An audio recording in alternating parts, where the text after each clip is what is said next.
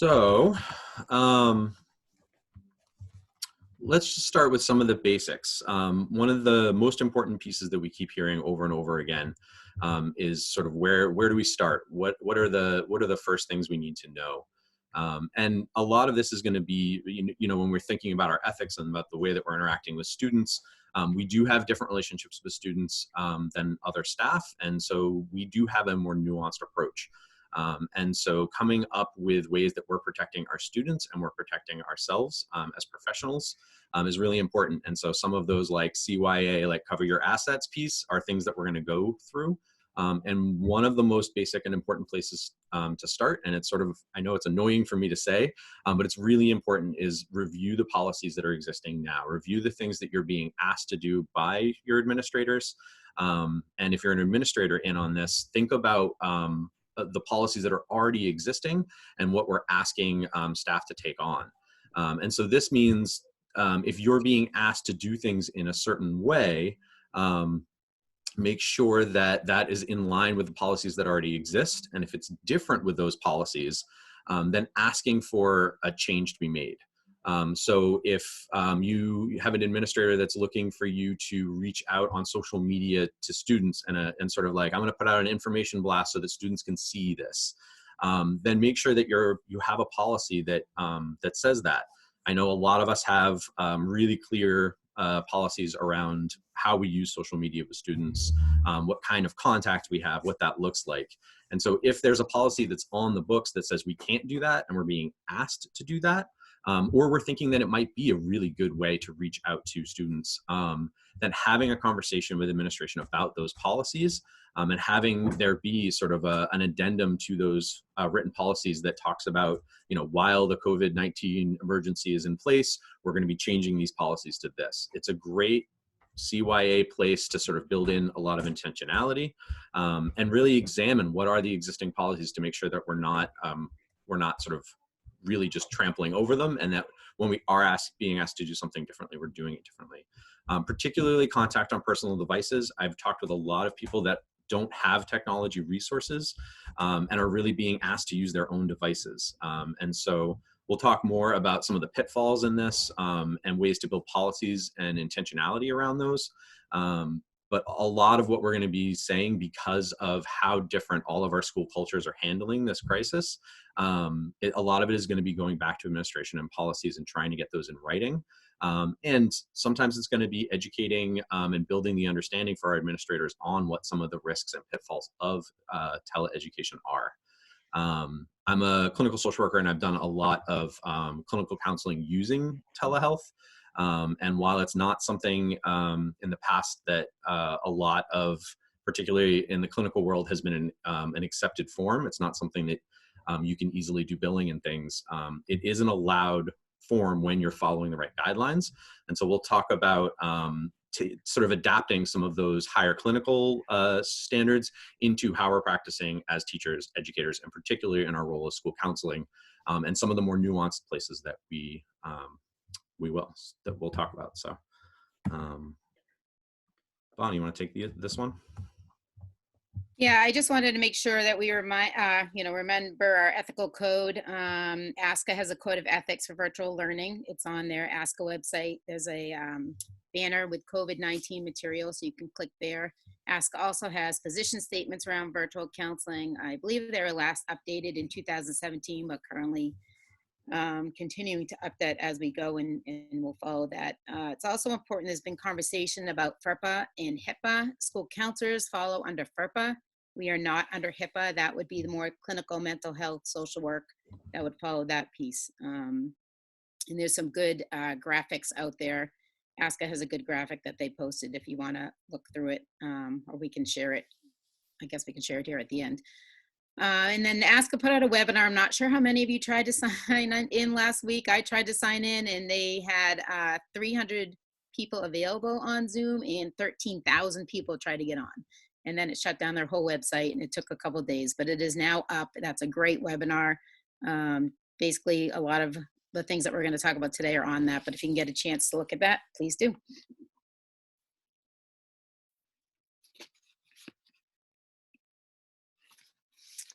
All right, so school counseling, I'm going to kind of go through the next couple slides. A lot of this is common knowledge. It's stuff we know, it's stuff we practice, but with the virtual piece, there's just some really good friendly reminders I think we all need to be aware of, and a little bit of tweaks and changes. So number one, Bear talked about checking with your administrator. Whatever you do, virtual counseling wise or online, please make sure your principal knows. Make sure they know what your plan is. Educate them. They don't always know what our role and our job is, and we're constantly advocating as school counselors, but educate them on what virtual counseling looks like and why we need to have this and what we need to do. So I just always err on the side of caution. Make sure your principals and your district know what's happening. Please make sure you set clear boundaries. We are at home.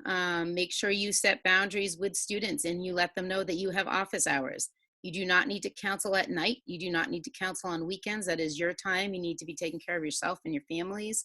So make sure you have a time frame at school hours that you're going to work with kiddos or parents. Same with answering emails. You don't have to feel like you have to answer emails late at night and put yourself in a position. So really set those boundaries for yourself. I kind of think of this a little bit like summertime, except extended summertime. We don't do a lot of this in the summer, but right now with everything happening, we need to be accessing our students and making sure they're okay. Be in contact with parents. Please make sure you're checking in with families. They are looking for resources and help as well. You can email them, make phone calls, however you want to do that. If you're at elementary level, before you even attempt some virtual check-ins with kids, make sure your information is going through your parents and checking in with them. It's good at all levels to do that, but I really advise at the elementary level, you're talking to parents about that. We'll get a little bit more into that. A lot of questions around informed consent letters. Do we need to have that? Do we need to send home an informed consent letter? Some districts are sending home a email, like a letter or an email with an opt-out, like this is my school counseling policy, and if you choose not to have your child participate in online check-ins, they can opt out by sending an email. Other districts are having, every time they meet with a student, they have a online consent form or email go back and forth with consent from the parents. There's been some questions whether verbal consent is okay. I always, again, like to err on caution and make sure I have it in print, because you can get verbal consent and then they can go back on that. So however you choose to do that, talk to your district, talk to your administrators and see what they want. Also make sure you're doing that district-wide. So you don't want your high school doing one thing and your elementary school doing one thing. Make sure you're consistent with your district and you're all doing it the same way. Many of these families have kids in multiple schools in your district. So be on the same page with that. And in your conformed consent letter, if you choose to do one, you want to make sure you have your confidentiality statement in there so parents and students are aware. So speaking of confidentiality, anytime you meet with a student online, please restate the confidentiality statement that we do in our offices. We are still mandated reporters, so if we hear something or we're worried about them, their safety, we are going to report. DHS is still open-ish online, making phone calls, checking in with parents. Some of the maybe Lewiston's the only one right now that's closed, but they're still working from afar. But your confidentiality statements are going to look a little bit different. So you'll have your basic confidentiality statement, but you can't 100% assure confidentiality.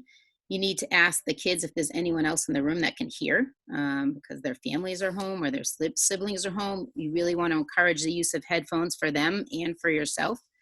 You want to remind them to go into a quiet space or a quiet room if they can, so they're separate from others.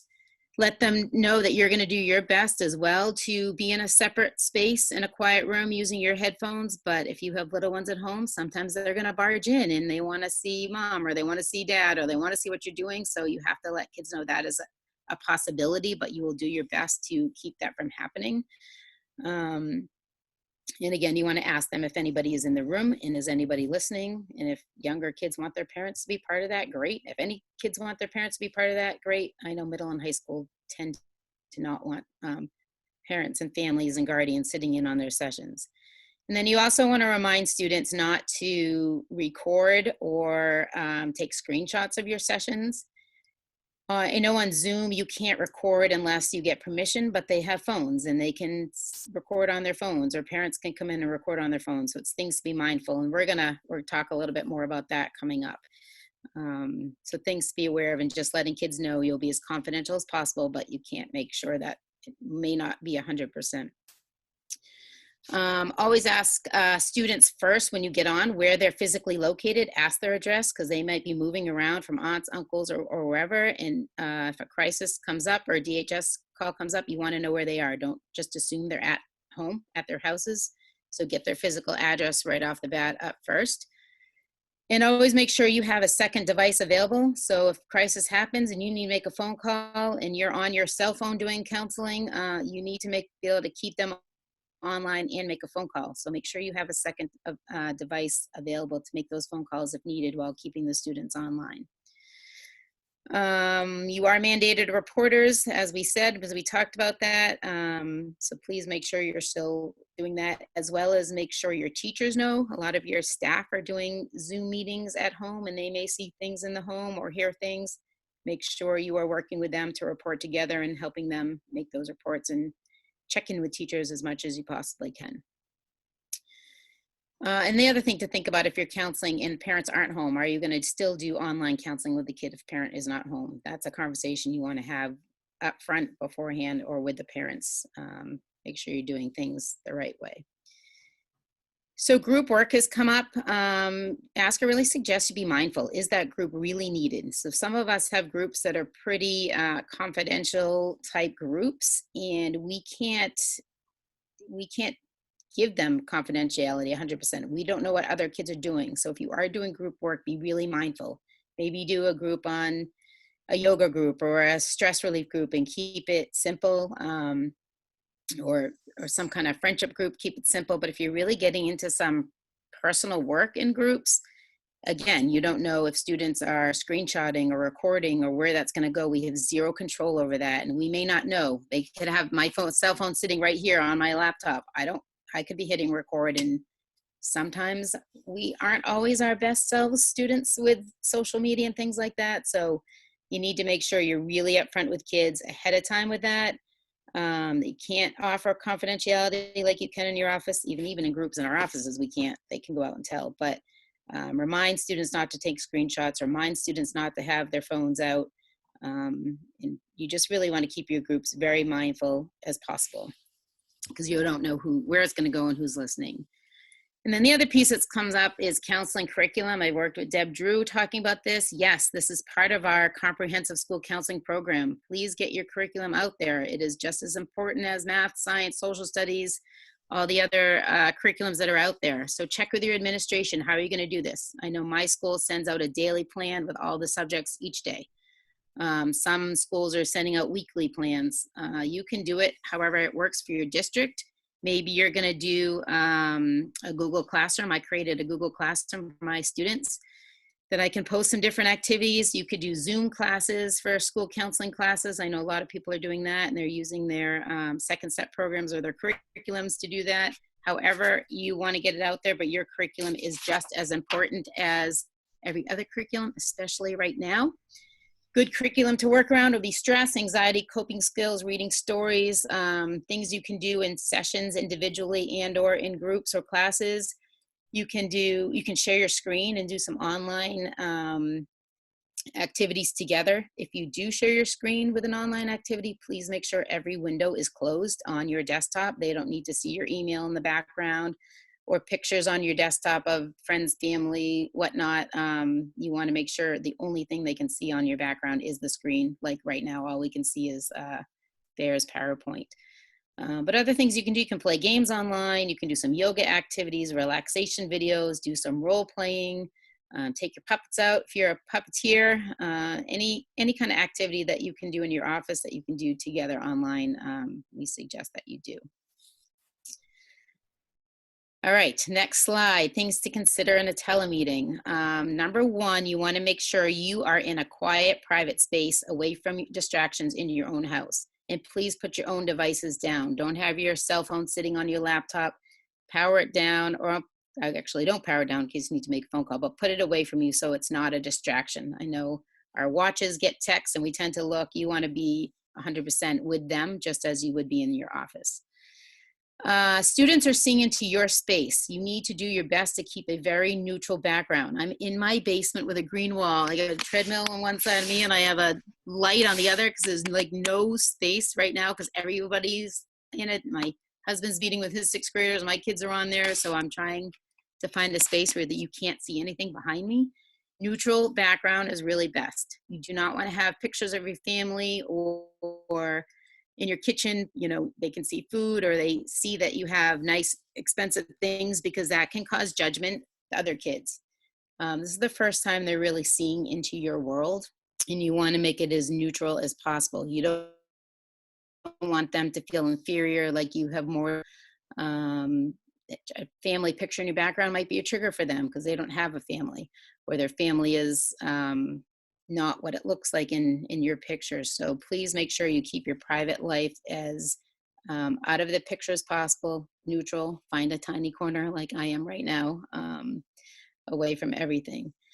Students might be struggling with the casual structure of your home. This sometimes makes it a little more personal. They're on their devices chatting with their friends and it becomes more of a lax environment. We want to make sure we keep this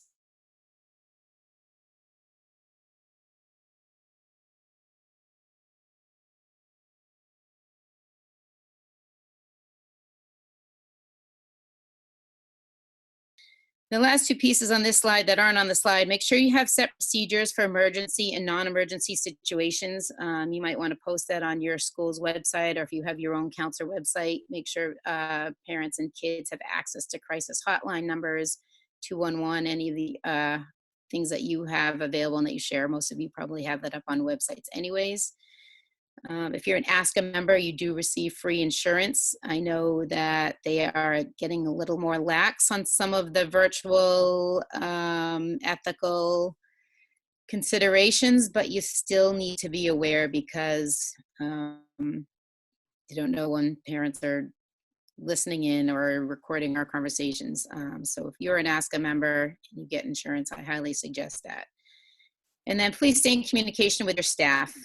Still collaborate with them. Let them know if they're worried about a student that they need to access you.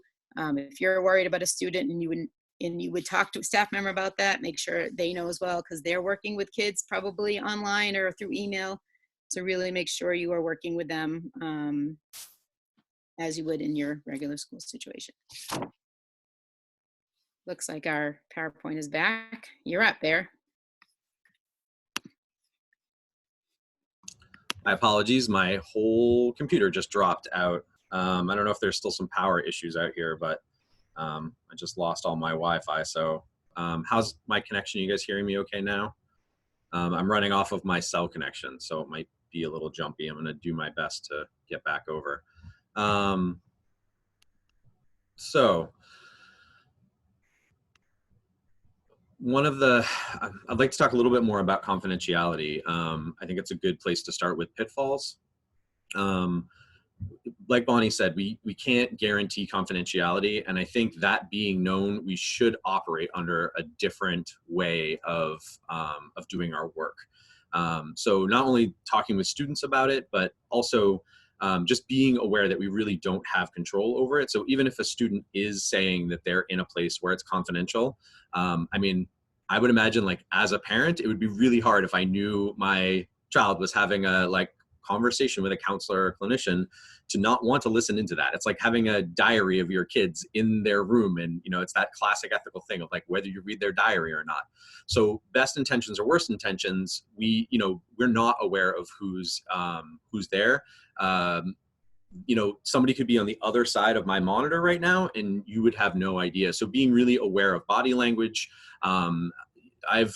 In doing some telecounseling, I've run into situations where the students that I'm working with, their friends or siblings are on the other side and they're playing games where they're daring each other to insert words into the conversation, right? And to try to do that in a fun way.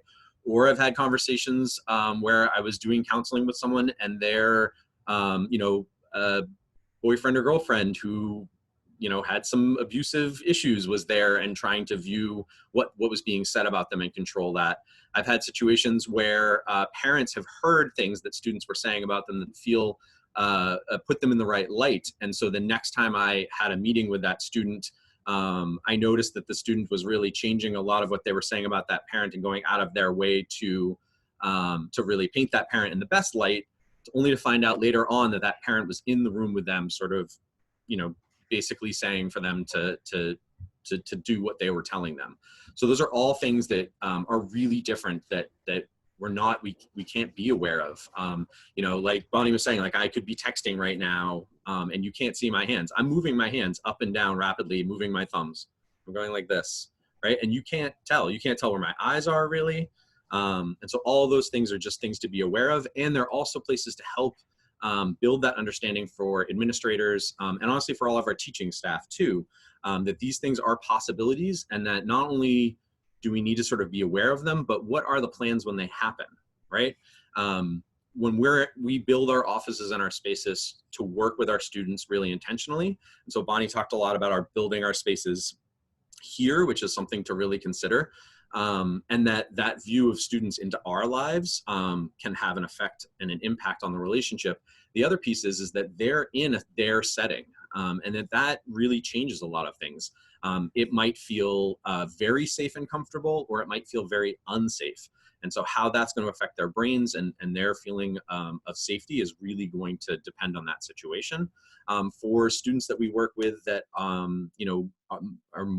sort of highly mobile, homeless, or moving around, even shifting from one parent's house to the other, all of those pieces are going to cause some problems in those areas, and they're just things to be aware of.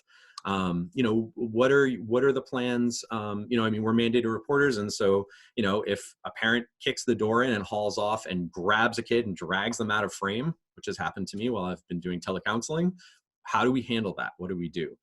If you see a parent yelling at a sibling in the background, some of these more grayer areas around mandated reporting. How about, again, like a student is in their own sort of intimate space and they feel comfortable, they reach over to a nightstand and pick up a bong. How are we handling that? These are the conversations to be having with our administrators. Or, we have a student that cuts and they cut themselves in the middle of a group or in the middle of a classroom or in the middle of one of your sessions. And so how are we managing those pieces? And how are we sort of preparing ourselves for them, because we don't have access to the same things. We also don't have access to each other's body language. We're only seeing such a small picture of each other. And so the usual cues and the usual strengths that we have to work with students and to share energy and to try to get more information from them, we don't have access to those things. So be mindful of those as well. Also know that students are probably much more comfortable in these spaces than we are. A lot of them spend a lot more time doing this kind of chatting. And there's actually been some new brain research that shows that, we know when we're talking like this and I'm looking at this little square in the camera, I'm not getting the same endorphin release in my brain. I'm not getting the same level of connection. But for some of our youth who have been doing this a lot more, we do see some of that endorphin release. We do see some of that connection. We see them, their brain is responding to this process in a different way. And so that is something to think about. We're not getting the same connection. We're hoping that they are, and that this, as we're doing this for who knows how long, that we're looking to build that. So working on eye contact with the camera. If you have to move your little picture of yourself so it's right up underneath the camera, that'll help you look at it instead of looking down or off to the side. Those are things to consider. Other pitfalls, I'm sort of throwing out like worst case scenarios, and hopefully they're things that aren't issues, but really being aware of these things and having these conversations. When I've been talking with administrators about some of these things, there is sort of a like, okay, these are real possibilities. And they're things that we've been managing in schools for a really long time. But that look into, somebody else's space can really change things. Also be aware it will probably change the relationship that you have with that student. Our relationships are based on a school setting and on our control over that space, to whatever degree we have that. But when a student is in their own space, they're going to feel a different level of intimacy. They're going to have a different level of support or lack of support, and a different structure, right? Even though when we're operating in schools, we can rely on that school structure for a certain amount of control and movement through the day, and also knowing where students are going to go after we sort of work with them. And so being aware that when we're ending a call with a student, they're sort of staying in the same place that they were and with whatever supports they had. And so us protecting that level of engagement and trying to keep things in that sort of relational aspect, and being mindful of any of the deep, bigger things coming up and how we're having those conversations. So that lack of confidentiality and that change in intimacy can really can have some palpable effects that we might not be aware of. So being really intentional about that. And other things to consider, particularly risk to LGBTQ students and other students that are vulnerable. When we talked about having group sessions where students possibly could be outed if another student is recording, or is taking pictures, and that student might be in a home where, we're not sure of what their status is. And so we could be talking about things, like we normally would in our setting in our offices, and a parent overhears or a sibling overhears, and we accidentally out a student. And then the other thing is being mindful of misgendering and misnaming, and that gets really dicey because many students, either their families aren't supportive, or they choose not to use their chosen gender or their chosen name in their home. And so when we're talking to them, trying to get that information of how we would like to address them, and that code switching is really can be important in that limited confidentiality environment. I think overall, assuming that there isn't confidentiality is probably the best practice, and assuming that you are being recorded is probably a good practice. It's a really good space to just be mindful that the things that we're saying, and I know clinically the things that I say in a session with a student might be really different, and that I am joining with them in a piece of work that I'm sort of charting over the long haul. But if you were to take a clip of what was being said in that moment and take it out of context, it might sound really awful, even though it's actually really good work. So just be mindful in this situation. When you're having those conversations, they might be like, I might use really heavy sarcasm, or maybe even like slightly more inappropriate language to work with a student than I would with other students, or than I would, in general. And so I might shift that a little bit, knowing that, this could be recorded, or a parent could hear it, or those dynamics shift. And so I think just try to treat it that way. But that also means having that really candid conversation with the student that this is a really different setting, that this isn't our offices, that this isn't, sort of a place that we would normally do those things. And so some of these are going to feel different, and sort of process that. Because for them, it might not feel different. It might feel way better. They might feel more comfortable, or they might feel less. And also students, the way they present at school might be really different than the student that we're getting now while they're at home. So those are all sort of pitfalls to be aware of and to share. I think I covered the bulk of the slide. Anything you wanted to add on that, Bonnie, or do you think I covered it all right? No, you're good. I'm trying to answer questions on the chat as you go. All right. Please keep asking. I'm trying to catch up, keep up. Oops. So substance use is going to be, it'll be something that comes up. I would be surprised if it doesn't. A lot of the students that we work with struggle with substances. Having policies and conversations with your administrators of what you're going to do. If a student engages in substance use while you're in a telesetting, when they know full well that there's not a lot that can be done, and particularly for our students that have that sort of rebellious quality, and using a vape, or or a parent walking in the background while they're using some substance. Like, these are all things that very well could happen, and so to be aware of them and to have plans.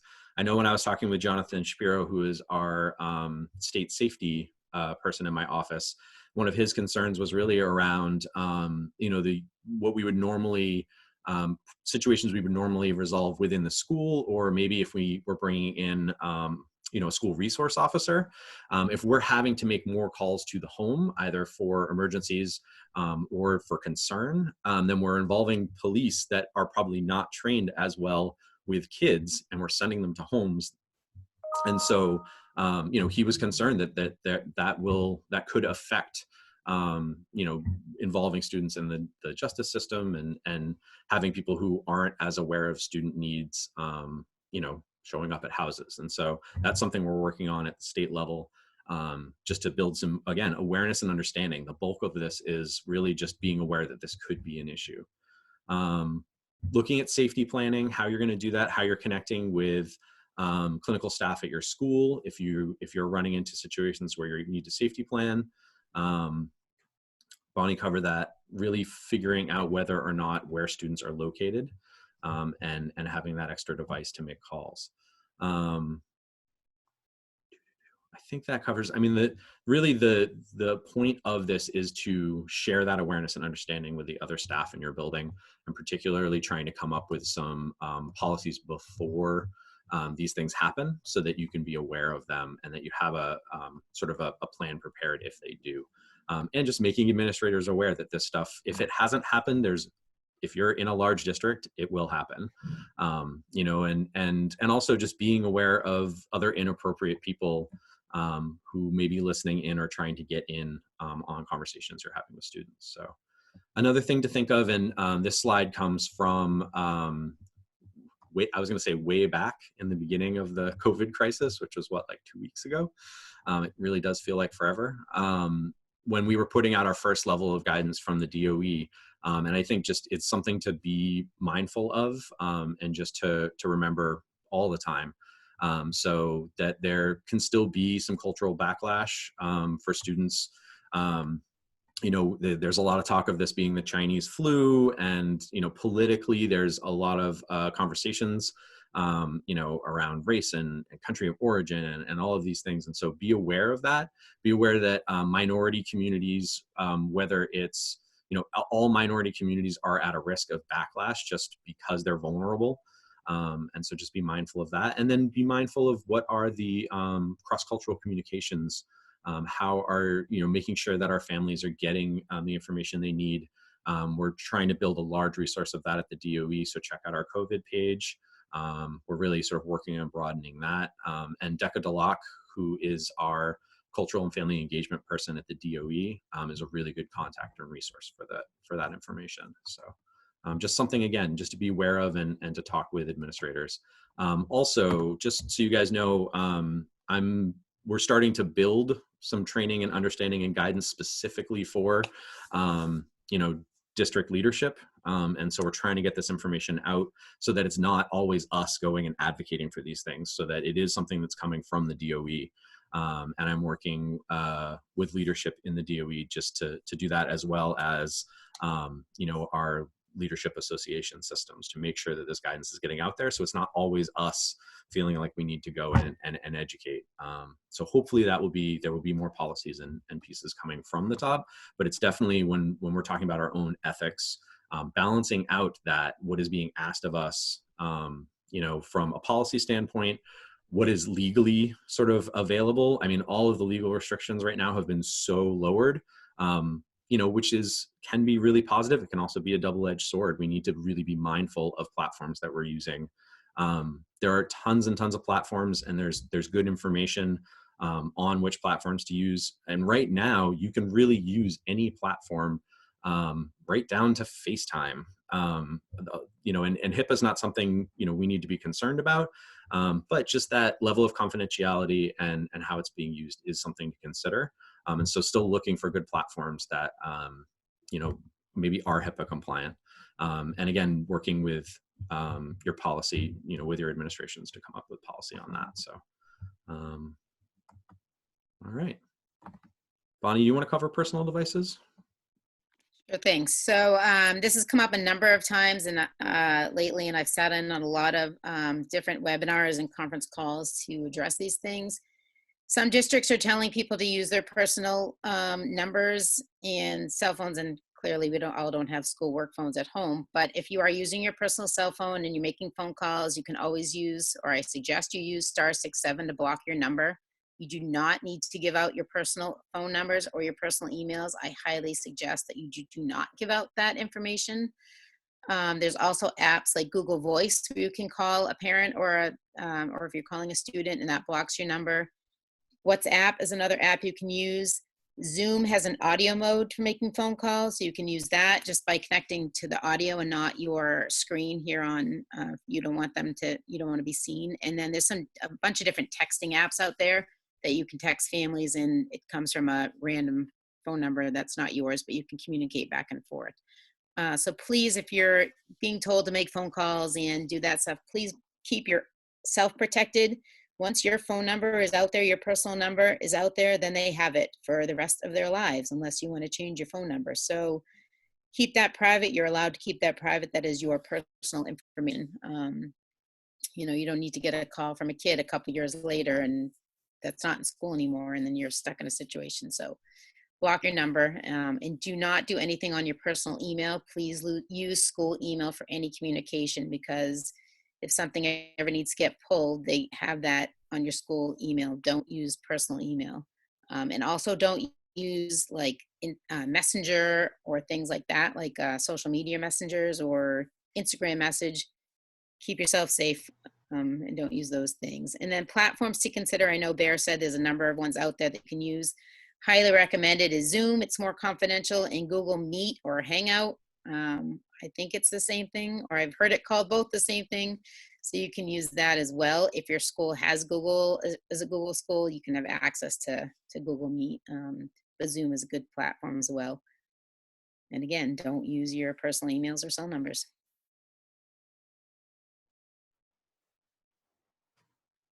Next slide. All right. Oh, backwards one. Thank you. So things to remember again, as we sort of wrap up, and we'll look at your questions. Check your school policies and run your plans by your administrator. Every district is different. And I know people said, well, they're looking to the DOE to put things out.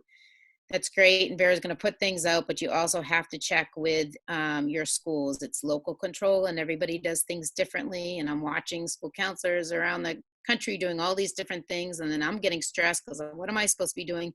Every school is different. So really make sure you are running things by your principal, and this is such a great time to advocate for your job and our profession and teach them what we do. You are the school counseling expert, so make sure you are, if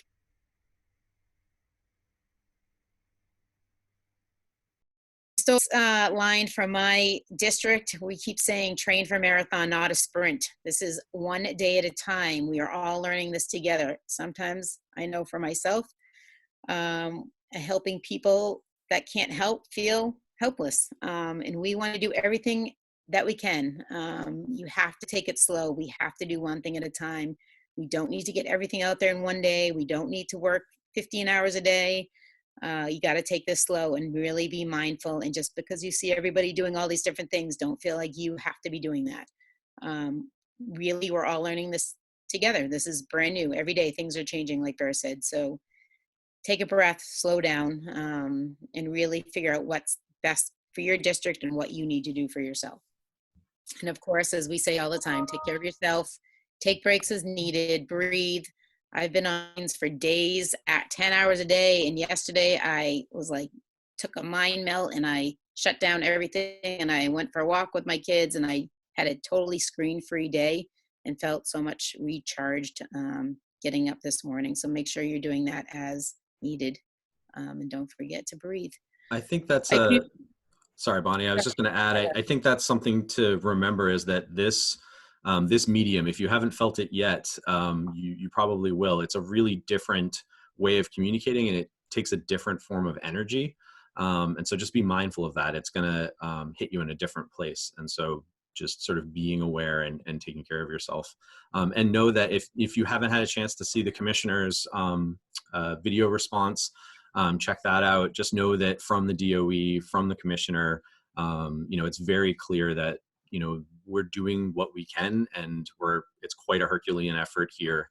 And that's really what we're sort of expected, is that we're expected to take care of ourselves, do the best that we can to take care of our students in the way that we're working through our district. We know that we are essential supports for our students, and that's an extra load that we carry. And so just being aware of that weight, we everyone right now is caring for their friends and their family. We sort of take on an extra effort, in that we're aware of our students and their needs and their families. And so just, give yourself a little bit of grace that's on your mind as well. And just be aware of that, and find spaces to connect with people and share. We're doing, Kelly Bailey and I are doing bookended beginnings and endings of the day, just doing some breath exercises, some mindfulness, reading poetry, sharing funny stories. That's going to be 8:30 and 3:30 every day. So feel free to just join. It's 15 minutes. We'll be talking about some brain stuff, but mostly just a space for people to come together and sort of breathe. So take advantage of that. Find other resources that you have to connect. I'm not going to say the self-care word, because we know how annoying and frustrating that can be. So what are the things that actually help you connect and protecting that part of our brain that needs to be with people during this time when we're intentionally building distance. So yeah. Also, if you're a MESCA member, make sure you check our page. We'll be posting resources, and actually on our website, anyone can access the MESCA website. We're kind of doing a rehaul on that. So next week, there'll be some pages with resources. Feel free to check those. A lot of different states, you can Google their school counselor association states, and they have some good ideas on their web pages as well. Check the ASCA webpage for ideas. And I know the one thing that keeps coming up in the chat fair is the piece about sending letters home, or the informed consent. And again, I just want to reiterate, really talk to your district about how you want to do that. Every district is different. We sent home a letter last week to all of our families, and I think we'll be tweaking it to change it a little bit again for after what we've learned here. So talk to your principal, sit down, talk about what that looks like. And really, you're just kind of reiterating what you do as what your job is. Make sure you have confidentiality statement in there. What will distance or virtual learning counseling look like? Just keep it really simple and educate parents on what you've learned, and decide how you want to do that. Are you going to have them have it signed, or can you send them one letter and then they can opt out? But really encourage you to talk to your administrators about that. This is one of the places where, we sort of have that what's best practice versus, what's legal and available. And right now the bar is so low, which is good because it allows us to reach out and do the things we need to do. And also, sharing that guidance with our administrators. And like I said, I'm going to work from going top down as well. And I've talked with staff who have brought some of these pitfalls and concerns to their administrators, and that's really helped, not only put in policies, but then do specific letters out. Obviously, going through parents is probably the best way to go, initially. But we also know that we work with a lot of students that either don't have, reliable living situations or supportive families, or we also have students that don't want families to know that they are receiving counseling services. And so figuring out ways with your administrators on how you're going to address that. And those are all things to be thoughtful about. And I'm sorry we don't have more specifics, but it's really sort of at the DOE, we're trying to give that broad guidance. And because there are so many unique situations in our unique school cultures, that we are sort of putting that back on the administrators to help figure out. And hopefully that doesn't fall on you guys. You should not be building these policies by yourself. You should be working with a team to come up with them. So as much as we are experts in some of these areas, the policy piece shouldn't just be put upon us. So if that's happening, reach out. Again, feel free to reach out to me if there are places that I can help and support. If I can reach out to administrators, I hate to say that because I also, there's only so much that we can do. And really that advocacy coming from you is going to mean significantly more. So feel free to reach out if you need things. And so I'm going to hopefully that big time jump didn't really destroy this whole presentation. I'm going to try to get this posted up as soon as I can. so that other people can access it. And then I'm also going to be looking to provide not just like this sort of, sit and get kind of a piece, but actually like an office hour where people can come in and just ask questions. And I can rely on the vast amount of wisdom that we have here to sort of talk about what people are doing in different places and what's working. So look for some of those next week as well. I'm just going to title them Open Office Hours School Counseling. And that'll just be an hour where people can come in. I'll be there to sort of field questions, but we won't be doing sort of this rundown like we have been. It'll be a more freeform space. Now that some of the one-on-one questions are being answered, I'm hopeful that we can sort of dive into some of the meatier pieces going forward. Also, be prepared. This is going to be a longer haul. And so, taking that time to set up spaces and set up policies now and not going into it as a sprint, like Bonnie was saying, because this is a really good time to set up some structures for things that are going to be months probably. So. And I'm saying that personally. I'm not saying that as a DOE person. There is no specific information at the top about how long this is going to be, and a lot of that does go down to the local control piece. So, but prepare and put in good intentional policies. So, thank you guys. Definitely email with any questions that you have. Drop them here into the chat. I'll chew through them and look. We'll take the next couple of minutes just to go through some questions, but definitely let us know if there are specific things that we can do. So yeah. Can you put our emails up, the slide with our emails?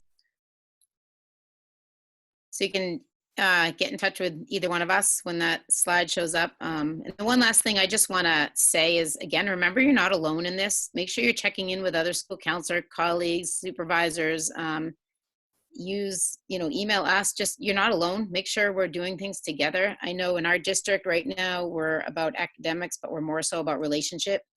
So something that we're doing that I've suggested to other schools is our school has a Google Doc with every single student listed, and any teacher that makes contact with a kid puts their initials next to that. And at the end of the week, any students that had made no contact, my principal and myself and our dean are making those phone calls on Fridays. And it's just a good way to do this all together and make sure we're reaching every single kid. So you have teachers and homeroom teachers and advisors that are also reaching out to kiddos, so you're not alone. Stay in touch with your staff. It's super important, and try to plan weekly meetings with your principal as well, just to stay in the loop. But please reach out to us at any time. Again, I'll kind of go through these questions and answer what I can, and please be in touch. So yeah, just to start in on some of these questions, I'm definitely looking on doing, I'm working with content area specialists to do like counseling, school counseling, and just mental health in general for specific age and developmental ranges. I think that a lot of people have asked for that, and I think that is something I'm working on for next week. I apologize, the pacing of this is far more intense than I think any of us were really realizing, and the demand, which is really great. We're also getting people into our meetings from Canada and from across the US. And that's another thing, is look at other states' websites and see if there are other trainings that you can get in on. It's a great way to get contact hours. That's another piece I'm working on right now is we're looking at building a system that will have a couple of questions at the end of a session through a Google form, and we'll actually be able to give you a certificate of contact hours. So look for that piece. It's something we're trying to develop. We know we're spending a lot of time this way. Also another plug, tomorrow at 10 o'clock, I'll be doing the Brain 101 training from my trauma-informed response and readiness conference. So that will just be just sort of like a basic rundown in a real layman's terms of how the brain works, how it responds to stress and trauma. I've done some of it on some of these webinars, but this will be probably the full hour on that. And then using slides and notes that are available on our website. So there are presentations that you can do yourself in your own schools. I'll also be recording it, so that will be available. So yeah, let me see. I'm gonna see if there are other questions here. Hey Bear, where can people access this when it's done? I've had a number of people ask that in the chat. How do they find this recording? So right now, we don't have a stable enough platform to put up all the videos as much as we would like. I'm working with our tech person to get specific ones up, and this is on the top of the list of ones to get up. So I'm hoping this week it will put it out in a big email blast, from the department where those links are. And there will be links right from that COVID content resource that lists all of our times. And I'll make sure that Bonnie has it so she can put it out through MESCA as well. But yeah, and if you guys are getting sort of terse emails from me, I appreciate every communication. Just know I'm trying to churn out, over 100 emails a day, and so I'm sort of using form emails for some of these questions, which is like, where are the resources? Are they posted yet? So just know when those are posted, we're gonna put that out with trumpets and fanfare so everybody knows where they are, because it is the most asked question right now. So just be a little patient, hang on. I will get that info out to you as soon as possible. It's a priority for me because I know that not everybody can make a 10 o'clock meeting. So, there's 142 of us in here. I've had sessions with 400, and we know that there are, 600 school counselors on the rolls. Also, if you know of school counselors that aren't receiving the roles, tell people to check in with their districts and how their names are logged into the NEO system, because that's where we pull our email lists from. And so I try to add people as I can, but that's a really good place to make sure you're getting all of this information, because that's how we send out our blasts. So,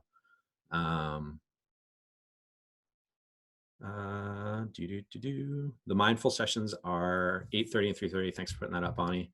And that's a sort of, it's just Kelly and I talking about really supporting educational staff in that we need some of that time and space. We've been realizing doing a lot of these web videos ourselves that it takes a different form of energy. And, I get off after an hour and I'm just like more exhausted than if I ran a conference all day. And so finding some ways to start and end the day and do that as a community, and do it with some humor and some mindfulness, and just reminding ourselves of how our brains are processing all of this uncertainty and the load that we're carrying, not just for ourselves and our families, but for our students too. So hopefully that's something that will continue to be useful. We're pushing right up on the 11 o'clock hour, so I'm just putting that out to everybody, just seeing what else we have in here for questions.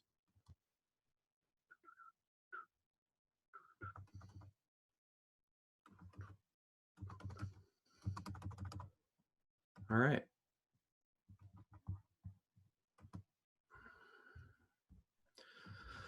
So yeah, we'll put this out as soon as we can. There will be more school counseling specific stuff next week, and we'll continue to. I'm going to continue to provide at least spaces for us to communicate ongoing. So even once we get past sort of some of this 101 information and things start to settle, I'm still going to be creating at least a weekly space for us to be meeting and sharing wisdom and information. So hopefully that's helpful. Definitely reach out. I love hearing, things that are going well, things that aren't. There's my kiddo doing her work from home. So yeah, definitely feel free to send out any information, any critique, things you need more of, things you need less of. That would be great. So thank you guys. Silly putty. Thank you so very much. Thank you, everybody. Please stay in touch if you need anything.